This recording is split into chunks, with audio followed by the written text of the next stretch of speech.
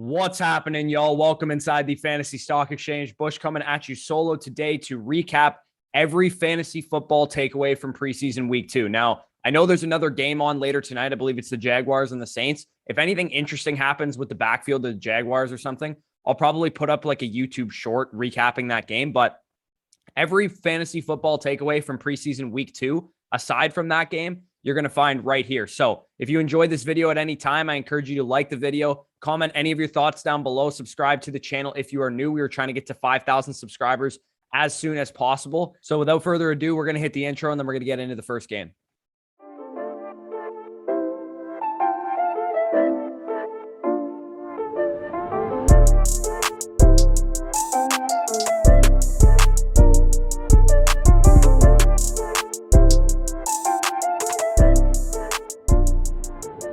First game on the docket. This one happened Thursday night.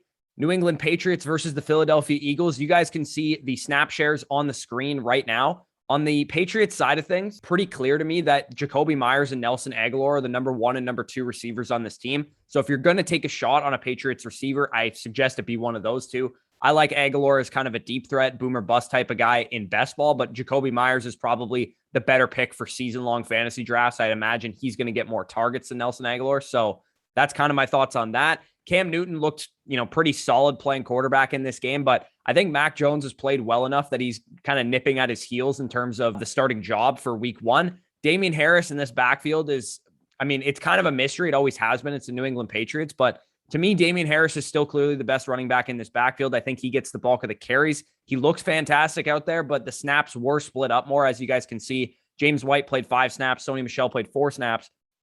What I expect to happen come the actual regular season, I think Damian Harris is going to be a guy that averages 14, 16, 18 carries a game. James White's going to spell him on third downs, and Sony Michel will probably mix in as well at some point. So if you're scared of that, don't draft Damian Harris, but you probably need to know going in that Damian Harris is only capped at about 220 carries, maybe 20 receptions on the season. This isn't going to be a 300-touch running back, nor is it going to be a guy that catches too many passes. So probably a low upside pick, but I think he's a great, 0 RB, RB2 if you're going to go in that direction in your drafts. Now, on the Eagles side of things, there's a couple big takeaways for me.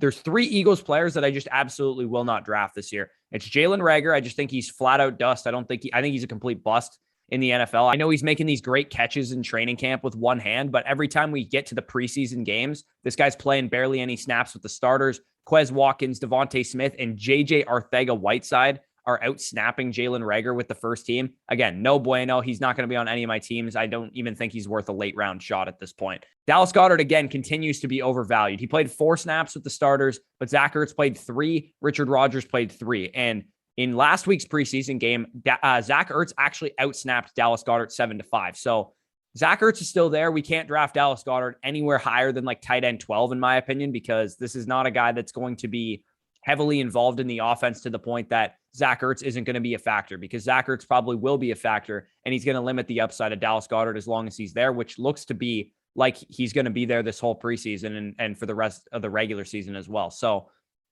the last guy that I'm kind of avoiding from this Philadelphia Eagles offense is Miles Sanders. You guys can see that he played 4 snaps. Jordan Howard played 2. Kenneth Gainwell played 1. I think this is kind of in line with what we've heard all offseason, is that Miles Sanders, they tried to give him the full workload last year. They saw that he got injured, basically. He couldn't handle the full workload. So now they're not going to trust him with that full workload again. That's pretty much how the NFL works. You get one chance, basically, to get a full workload in the NFL. Then they limit you to a committee back for the rest of your career. That's basically what happens. Miles Sanders is going to see Boston Scott, see Kenneth Gainwell, see Jordan Howard, take him off the field in critical situations, in pass catching situations, and sometimes on the goal line as well. So as a 3rd, 4th round pick that he's probably going to go at in your home leagues, no bueno. I'm not touching him there. There's no way I would actually draft him that high.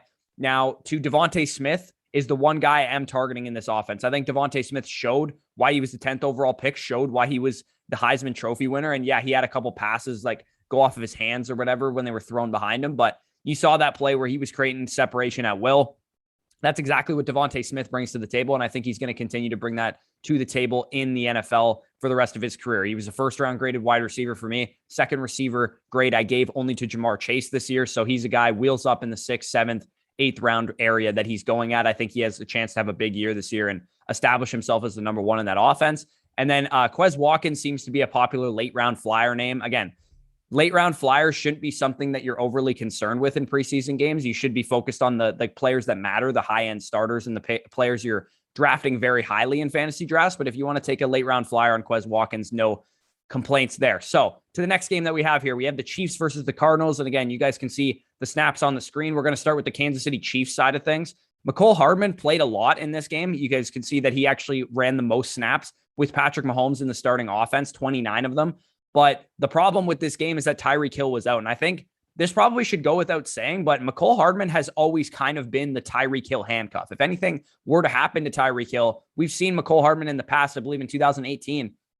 Tyreek Hill missed a number of games. Mecole Hardman slot right in, and he basically took over the job for Tyreek Hill when he was out. So I think that's kind of a given. That's what happens if Tyreek Hill misses games. But when Tyreek Hill was on the field, which was last preseason game, we saw Mecole Hardman relegated to 11 personnel only, meaning he was a slot receiver. He was not used when they went 2 wide receiver sets, which I think is going to be a lot in this offense. So again, Mecole Hardman is not a guy I'm currently buying at his 8th, 9th round ADP where you're currently having to draft him. I'm going to fade Hardman personally and draft a Marcus Robinson, who is going to start in 2 wide receiver sets in the 14th, 15th round where you're going to get him. So he's the guy I would much rather take a shot on if you're going to take a shot on a Kansas City wide receiver that is not named Tyreek Hill. But overall, with Kelsey and Hill, they're going to take up so much of the targets and so much of the valuable volume that either way, whether it's Robinson or it's Hardman, each guy is going to be boom or bust, and you're not really going to know when to start them. But I think Robinson has the better chance of fitting into that every week starter conversation. When you look at the Chiefs backfield, I think you should probably just throw out whatever you saw in this game.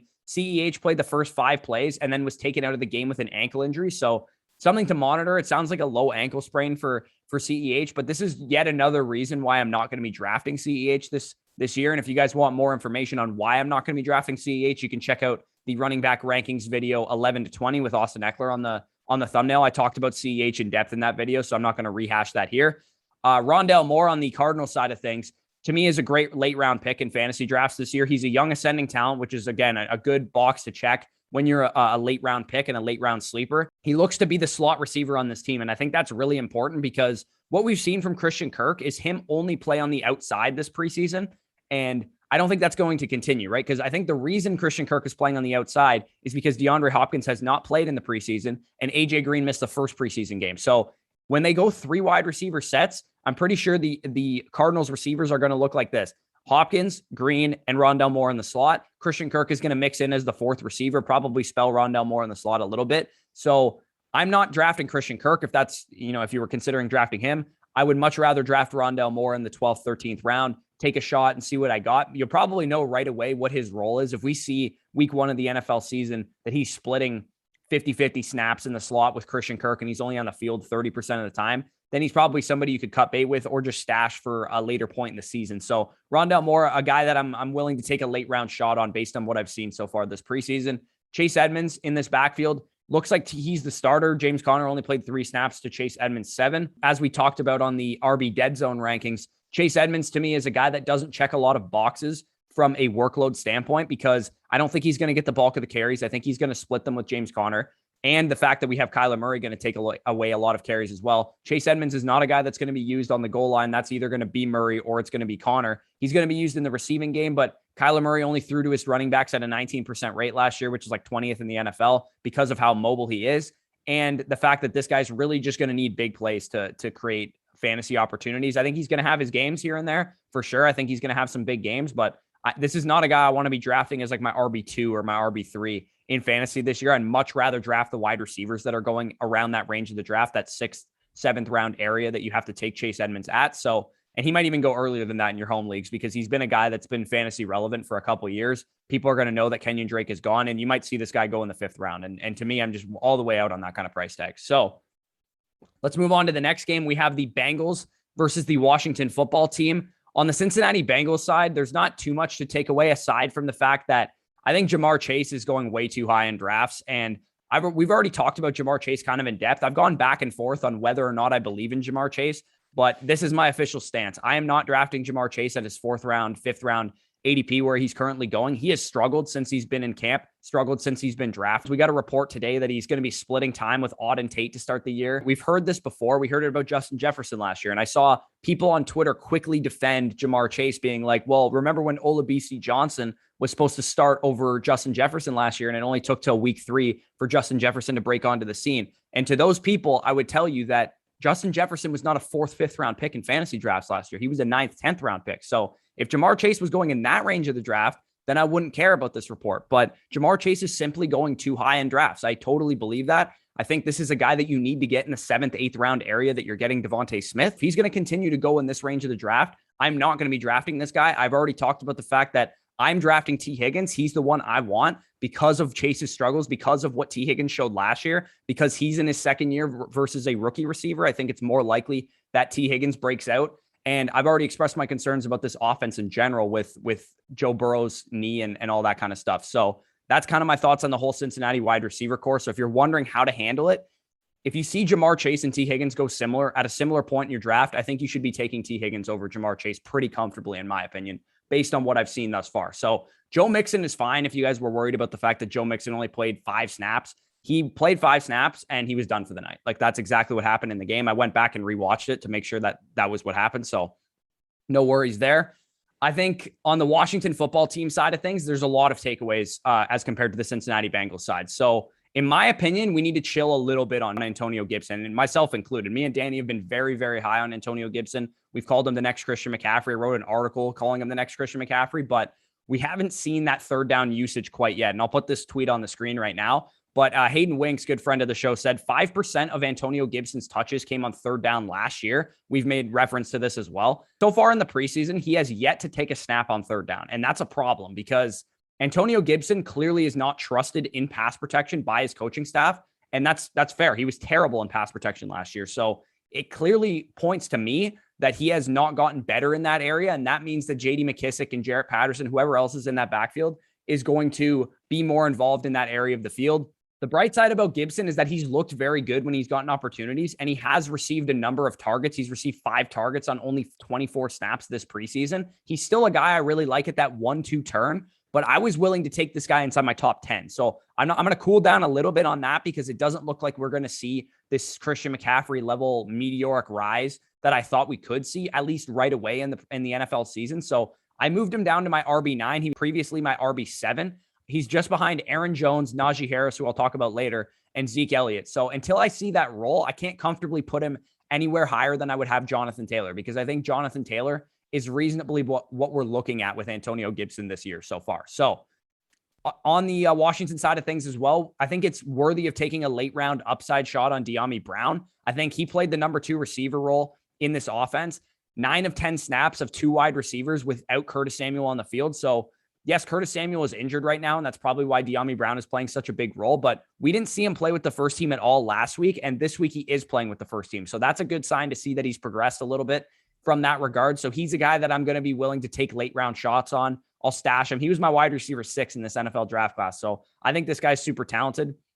I think he's a great deep threat for this offense, and I think he's going to have flex appeal once the season starts, assuming Curtis Samuel maybe has a bit of a slow start to the offense. He's been injured most of training camp, so that's definitely possible. I think the biggest beneficiary, though, if Curtis Samuel is out for a significant period of time, is Logan Thomas. And Logan Thomas has been a guy that I've been lower on this entire offseason, but I'm going to have to pivot a little bit because Curtis Samuel is a guy that plays in the slot, right? And Logan Thomas played as the Washington football team's slot receiver last year. He led all tight ends in slot snaps and slot production. So if Curtis Samuel is going to be out, then Logan Thomas is going to continue to be the slot receiver of this team.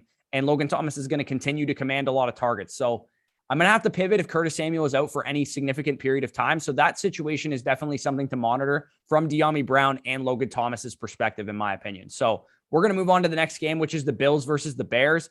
There wasn't too much to take away from this game as compared to the ones that we've gone over so far. Zach Moss on the Bills side of things was coming back from injury, so Singletary played most of the snaps with the first team. I still believe Moss is the more valuable of the 2 players. Hopefully this drives his ADP down a little bit and Zach Moss to that 9th, 10th round area where you're going to be getting him. But overall, this isn't a backfield I'm overly excited about, but I will invest in Zach Moss if I can get him in the 9th, 10th round area. If he's going to go in the 6th, 7th round, though, I'm going to be out at that point.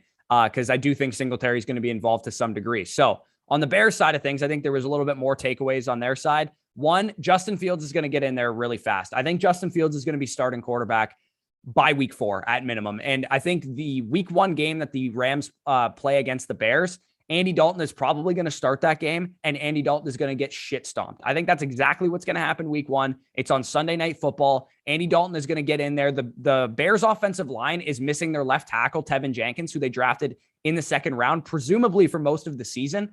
So their offensive line is going to have a huge, huge problem with Aaron Donald and the Rams defensive front in week 1. I have a feeling Andy Dalton is going to be running for his life back there, running Andy Dalton. He doesn't have really any mobility. So it only makes sense to me to get Justin Fields back there, the guy that actually has some mobility, that can run, that can get outside the pocket. And we've seen him do it so far in this preseason. This guy is running for his life back there, and he got freaking absolutely leveled in this game. I'm sure everybody's seen the hit by now. So to me, the biggest takeaway from this is that Justin Fields needs to be a draft pick of all of you, right? If you don't get a quarterback in the first 10 picks or whatever, first 10 quarterbacks, if you're missing out on that Tom Brady, Ryan Tannehill range, and then those top tier quarterbacks, my advice, as it has been all offseason, is grab a Kirk Cousins, grab a Baker Mayfield, grab a Tua Tagovailoa or something like that, swing back around and grab Justin Fields or grab Trey Lance, because Justin Fields and Trey Lance are getting on the field sooner rather than later. We do this song and dance every year where we talk about the veteran starters going to start the whole season. It's not going to happen. I'm telling you right now, whenever Andy Dalton struggles, that's when Justin Fields is getting his opportunity. And the same goes for Jimmy Garoppolo in San Francisco. So the other big takeaway from this game is that Jesse James played 9 snaps to Jimmy Graham's 4 in Cole Kmet's absence. So Cole Kmet missed this game. I believe he's dealing with like a mild hamstring strain or something like that. When Kmet was in the game last week in preseason game 1, he outsnapped both of those tight ends 7-2-1. So Cole Kmet, to me, is the starting tight end of this team. Jimmy Graham still being on the roster is going to weigh his ADP down. If Jimmy Graham were to be released, I'm sure Cole Kmet would go flying up in the rankings for everybody, but that shouldn't be the case because he is already the starting tight end of this team. And if you want a fantastic late round tight end option that could turn into something, draft Cole Kmet, because let's say you get yourself a Noah Fant, a Dallas Goedert, a Tyler Higbee, a Logan Thomas in the middle rounds, swing back around and grab a Cole Kmet, because tight ends in the middle rounds are no guarantee for production. And if Cole Kmet turns into something, then you might have a situation like I had last year. Last year, I took, in our listener league, I took Darren Waller in the 5th round, and I swung back around in rounds 12, 13, and I grabbed TJ Hawkinson, and I was able to trade away TJ Hawkinson, I believe, for a running back and like Brandon Cooks that helped me eventually win that league. So people underestimate the value of having good tight ends and good quarterbacks on your bench as trade chips when you already have an established starter. So don't, when you're in your late rounds and you're looking at, I don't know, Dwayne Eskridge versus Cole Kmet, which one should you spend your last round pick on? Draft Cole Kmet, because the tight end position is a lot more valuable if you can find a good one. And if Cole Kmet turns into a good one, you'll have a much better trade chip, or you can just use him if he turns into that guy. So make sure you keep an eye on Cole Kmet. I think he's going to be a great tight end sleeper this year. So Jets versus the Packers, the next game that we have on the docket here. There was absolutely nothing to take away on the Green Bay side. They didn't start anybody really outside of A.J. Dillon, who I guess is kind of a starter. So nothing really to take away outside of the fact that A.J. Dillon looks like good, because he is good. But the biggest takeaway is obviously on the New York Jets side of things. And Twitter is absolutely ablaze about Corey Davis right now. This is the biggest winner of preseason week 2. And it's not even close, in my opinion, because this guy is going to be a massive value this year. And I imagine his ADP is going to be on the rise with all the news and all the coverage this is getting. But if this guy goes anywhere outside of round 8, round 9 of your drafts, this is a huge value, because him and Zach Wilson have a legit connection.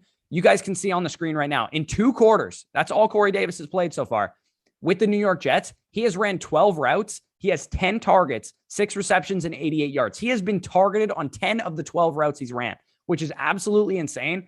Wilson is looking tremendous too. Zach Wilson himself looks like the 2nd overall pick that he was drafted to be. He's flashing that fantasy ability that made me like him so much as my quarterback 2 coming into the NFL draft.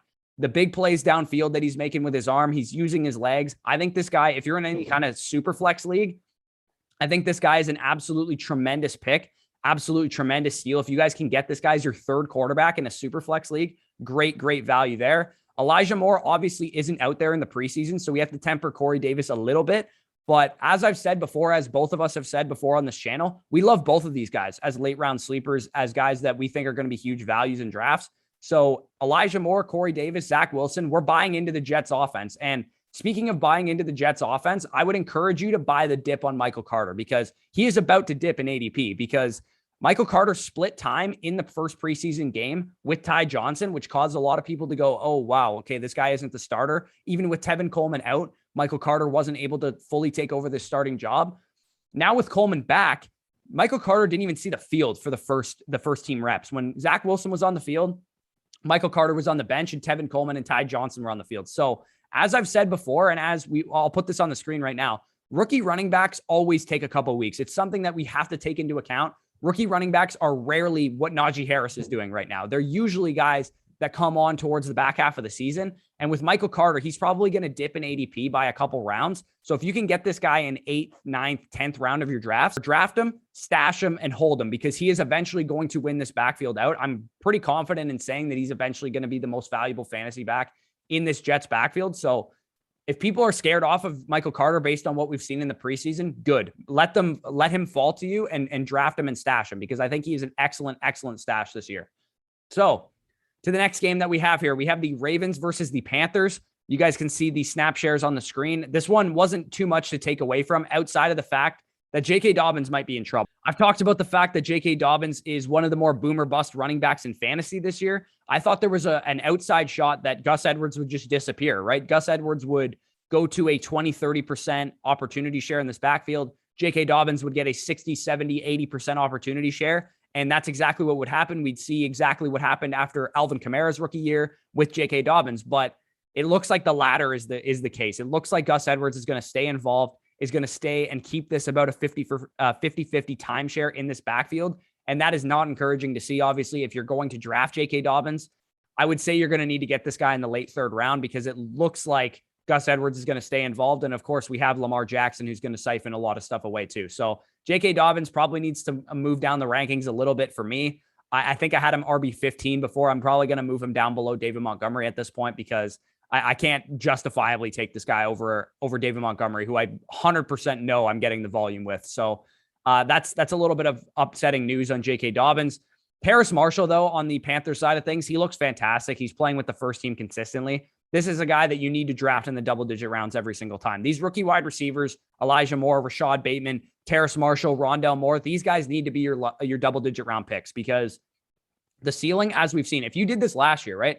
If you went into your fantasy draft last year and you drafted Henry Ruggs, Jerry Jeudy, Justin Jefferson, T. Higgins, Brandon Ayuk, Michael Pittman, yeah, some of those guys missed, but a lot of those guys hit. So take the shot on these rookie wide receivers. And Terrace Marshall, to me, looks like a prime example of a rookie wide receiver that you should take a shot on this coming season. So make sure he's in your draft plans in the 11th, 12th, 13th round once you get down there. Now let's move on to the next game, the Dolphins versus the Falcons. Again, you guys can see the snaps on the screen. There's absolutely nothing to take away from the Falcons side. They haven't played anybody this preseason, which is kind of upsetting because I wanted to see Kyle Pitts be Kyle Pitts in the preseason, but they haven't played him at all, which is a good sign. Obviously, you don't want, if you're going to be the starting tight end, which he obviously is, then you don't want him on the field because you don't want him to get injured. And you also don't want to show too much of what you plan to do with him. So that's good news on Kyle Pitts that he hasn't even been playing because a lot of people, I've seen people concerned that they're worried that Hayden Hurst was going to take work from him. I don't think that's the case at all. So the Dolphins side of things, people are victory lapping and dunking on Myles Gaskin hate so far this preseason. And I know I've dished out a fair bit of Myles Gaskin hate. The reason I'm doing it is because it's warranted. I totally am not drafting this guy. I'm not touching this guy anywhere close to his ADP. He's played 26 of the 60 first team snaps so far in the 2 preseason games, and people are excited about him still. I still have people in the comments section, and no offense if you're doing this, I understand you want to defend your guys, but Myles Gaskin's a bad draft pick this year. 5th, 6th round, no fucking chance I'm taking him that high because this guy is not a full-time running back, and his appeal last year was the fact that he was a volume workhorse. I'll put his volume share on the screen last year. This was a guy that was getting nearly 70% of the Dolphins' opportunities last year. And if you remove some of the games where he left early, I'm sure it was an even higher number than that. So is he the most valuable Dolphins running back? Absolutely, he's the most valuable Dolphins running back. But his appeal, like I said, last year was volume. And I doubt he receives that 60, 70% opportunity share this year with guys like Salvin Ahmed and Malcolm Brown in the fold. They're being used. It's not, we can't ignore the fact that Malcolm Brown is coming in on short yardage situations. We can't ignore the fact that, and you guys can see this on the screen, in week 2 of the preseason, Salvin Ahmed and Myles Gaskin ran the same amount of routes. So Not only does he have a guy that he's competing for goal line work with Malcolm Brown and carry work with, he's now competing with Salvin Ahmed for receiving work. So I'm not touching this backfield. There's no way I'm drafting any of them. If I'm going to draft any of them, I'll take a late round shot at either Malcolm Brown or Salvin Ahmed, but I'm not touching Myles Gaskin at his current ADP. I think he's fool's gold. I think he's a complete trap this year. One of the biggest examples of the RB dead zone, in my opinion. So completely off of him. So if you took anything away from this section, just don't draft Myles Gaskin unless he's there in like the 8th, 9th round of your draft. Tua definitely looked the part, right? On the quarterback side of things, Tua Tagovailoa looked like a good quarterback, but it was against the Falcons' second team defense. And as I've talked about before, usage is what I'm mainly concerned about within the preseason. So performance is important. You like to see your players play well, but it's not something I'm making a huge takeaway out. So good for Tua for playing well in this preseason game. But again, it was against the Falcons' second team. I'm not overly excited about Tua lighting up the Falcons' second team. Right, to the next game that we have here, we have the Steelers versus the Lions. A lot of fantasy football takeaways from this. So quickly on the Lions side of things, there's not much to take away outside of the fact that Amon-Ra St. Brown seems to be a solidified slot receiver. So not somebody I'm overly interested in fantasy. He looks fine, but this is not a guy that's going to command a lot of targets because TJ Hawkinson and Swift, I expect to be the main target leaders there. So not a guy that I'm overly interested in taking a late round shot on, although he is a young receiver. Maybe he returns some value. So if you want to take a 15th round flyer on him, don't blame me there. The Steelers side, though, is the big takeaways of this game. Great game for Pat Freiermuth, right? Go grab him in dynasty leagues if you're rebuilding. He reminds me a lot of what Cole Kmet did his rookie season. I think we're going to see a similar kind of rookie season out of Pat Freiermuth. But the biggest takeaway, and I already talked about this so far, we care about the high-end draft picks in preseason football. We don't care about the late round sleepers. Like the late round sleepers are fun, but we care about what's happening with the early round draft picks. And what's happening with the early round draft picks is that Najee Harris is a full-fledged bell cow. This guy does not leave the field. It's one thing to say all offseason like we've been doing, he's going to get the volume. It's another thing to actually see it, right? Because we can say that, but there was a world where Najee Harris came into the preseason and he was being taken off the field for Anthony McFarland on passing downs. That is not what's happening right now. The line is a concern for me, right? That is the biggest concern with Najee Harris, is that the offensive line isn't very good. The scheme change will help that. I've already talked about that in numerous videos before, as will the fact that Najee Harris is a better running back than what they had last year. Plus, this guy is going to get enough passing game usage that it won't matter how bad his offensive line is. And you guys can see this on the screen right now. Najee Harris has played 45 snaps out of a possible 51 running back snaps in the Steelers' first team offense. He's ran 20 routes of those 45 snaps, 26 total passing snaps he's been on the field, and he's commanded 6 targets. And he's also carried the ball 13 times. So this is a guy that is receiving basically 2016 David Johnson level usage in his rookie season. I am very, very confident to say that this guy might be top 5, top 3 in the NFL in total touches, right up there with Derrick Henry's and Christian McCaffrey's and Saquon Barkley's if he's healthy. Like, I am very, very confident in projecting that. I was too low on Najee Harris before. I'm admitting that right now. I'm pivoting because my only concern with this guy is his offensive line. And really, that's my only concern with Christian McCaffrey too. And it's not stopping me from drafting him 101. It's one of my only concerns with Saquon Barkley as well. And it's not stopping me from drafting him 104 or whatever I have him ranked. So Najee Harris, I've pivoted. He is now my 8th overall player. He's going to be a big time target of mine in my home league where I pick 9th overall. I moved him ahead of Gibson, ahead of Zeke, ahead of Nick Chubb. I'm all the way in on this guy. So if you have a draft coming up and you can get this guy anywhere outside of the top 8 overall picks, take it and run with it to the bank, basically. So to close out the rest of these games, the Titans versus Bucks, nobody played. So I'm not even going to talk about it. Texans versus Cowboys, though. Again, this Texans backfield, avoid it. It's if you weren't already, just avoid this Texans backfield. Don't draft Phillip Lindsay. Don't draft Mark Ingram. Don't draft David Johnson. They're all going to stink. This offense is going to stink. And it's going to be a timeshare by the looks of it. On the Cowboys side of things, we saw CeeDee Lamb play even more on the outside, which is absolutely beautiful to see. 75% of the snaps he took from 2 wide receivers in this game. And we already talked about the fact that he ran 100% of his routes last game from the outside. Believe in the CeeDee Lamb breakout. It's going to happen. And on the Cowboys tight ends, just avoid them, in my opinion. Blake Jarwin, Dalton Schultz, it looks like they're going to be splitting time. So I wouldn't be drafting any of these guys with the assumption that they're going to finish as a tight end 1. So to the next game that we have here, Vikings versus Colts. Not a lot to take away from this game either, but Thielen and Madison did get banged up and left early. So I would monitor that situation. It looked like Thielen kind of like sprained his ankle or something like that. I have no idea what happened. I just saw what happened in the game and I'm just kind of speculating. So keep an eye on Adam Thielen. We got to get some more information on that. And again, on the Colts side of things, don't draft Paris Campbell. He's a complete waste of the draft pick. So the Broncos versus the Seahawks, a lot more important of a game for fantasy purposes. And the Seahawks, again, nobody played in this game and nobody's played the entire preseason. So nothing to take away from them. But on the Broncos side of things, Jerry Jeudy's breakout's coming. It is coming. He looks like he did at Alabama. And again, we don't care about performance in the preseason. We don't put too much stock into it. What is the usage of Jerry Jeudy?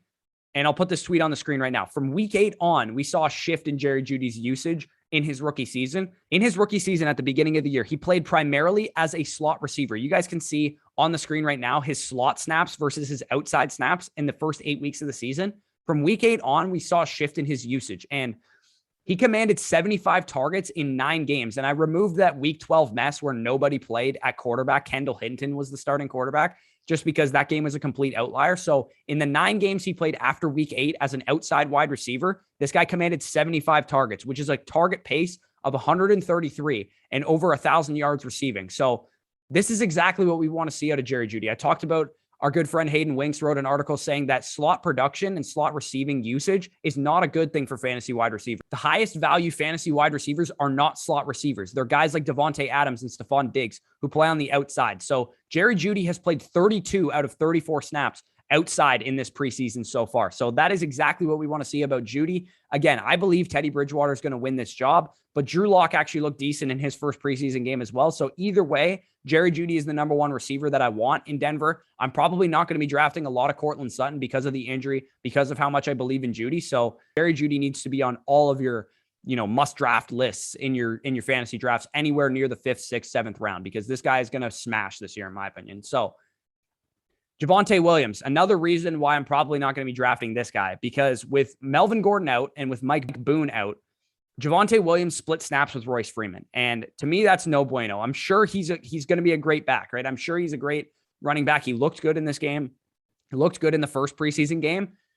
But I will let some other sucker draft this guy. I'm not going to spend a draft pick on him because I think he's going to disappoint fantasy owners early in the season. And to me, that presents a buying window, right? Why would I spend a draft pick on a guy when his value is almost certainly going to go down by week 3, week 4 of the season? I can trade for him then. Let's say one of these late round wide receivers that I like, Rondale Moore or Elijah Moore or whatever, one of these guys is having a great start to his rookie campaign. I could probably flip them straight up for Javonte Williams at that point in the season. So I would much rather do that.